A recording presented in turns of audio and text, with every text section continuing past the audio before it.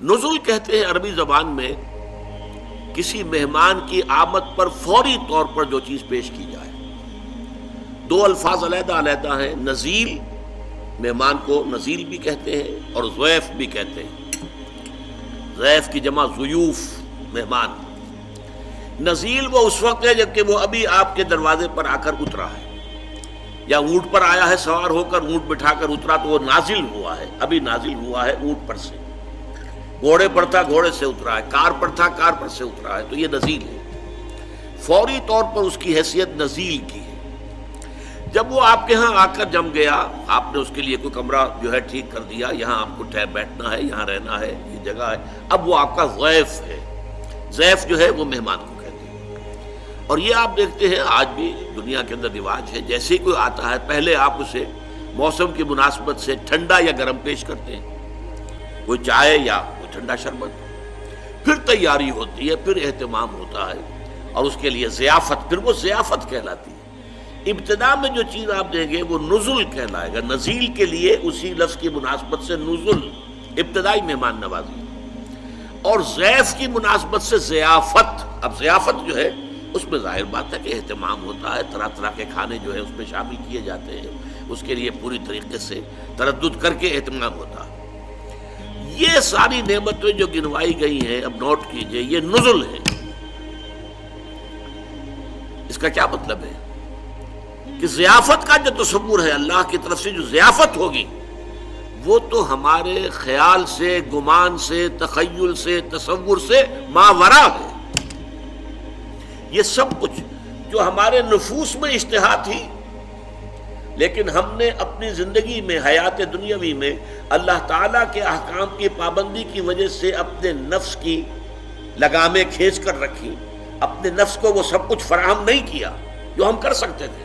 حرام راستے سے کرتے تو نفس کو وہ سارے اس کے تقاضے پورے کر دیتے تھے، ہم نے نہیں کیے. اب اس کا بدلہ کیا ہے کہ قیامت میں، جنت میں آپ کے وہ سارے تقاضے جو ہیں ان کی بھرپور تسکین کا سامان کر دیا جائے گا. یہ اس کا بالکل منطقی طور پر جو ہے یہ اس کا بدلہ ہے، اس کی جزا ہے. پھر یہ کہ ہر شخص اپنے شعور کی سطح، اپنے فہم کی سطح، اس کے اعتبار سے جو طلب کرے گا وہ اس کو دے دیا جائے گا.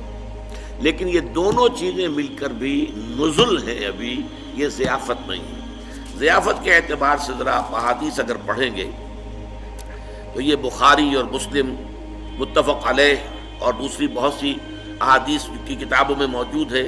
حضرت ابو ہریرہ سے رضی اللہ تعالی عنہ قال قال رسول اللہ صلی اللہ علیہ وسلم قال اللہ عز وجل.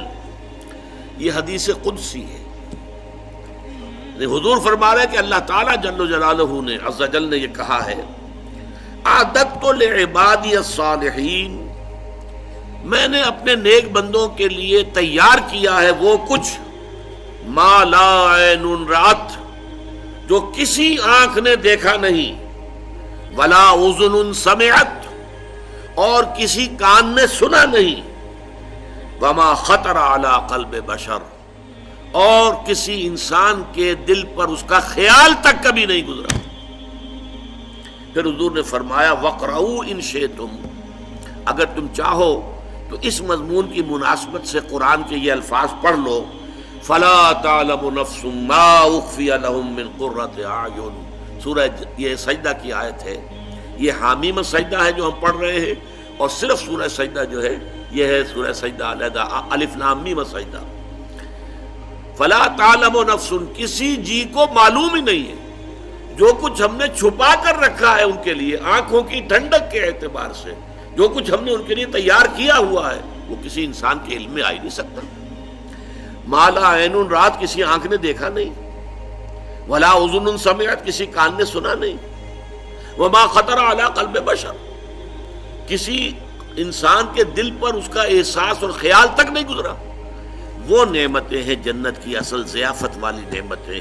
یہ جو نعمتیں گنوائی گئی ہیں، لکم فیہا ما تشتہی انفسکم، تمہارے نفوس کے اندر جو تقاضے ہیں، جو خواہشیں ہیں، جو ودیعت کی تھی اللہ تعالیٰ نے، تم نے ان کی لگاموں کو کھینچ کر رکھا اپنی حیات دنیاوی میں، اللہ تعالیٰ کے حلال پر اکتفا کی، حرام میں منہ نہیں مارا. اس کی جزا یہی ہوگی کہ تمہاری تمام جتنی بھی تمہاری نفسانی طلب طلب رہے ہیں، ان سب کی بھرپور جو ہے تسکین کا سامان ہوگا۔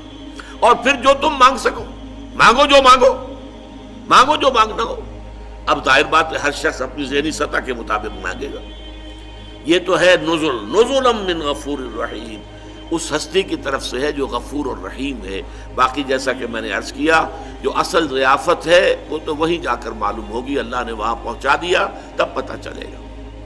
باقی ساری یہ جنت کی جو نعمتیں بیان ہوتی ہیں، سورہ رحمان میں ہوں، سورہ دہر میں ہوں، سورہ واقعہ میں ہوں، یہ ساری نعمتیں در حقیقت ان دو کیٹیگریز کے اندر ہیں، ما تشتہی انفسکم ولکم فیہا ما تدعون۔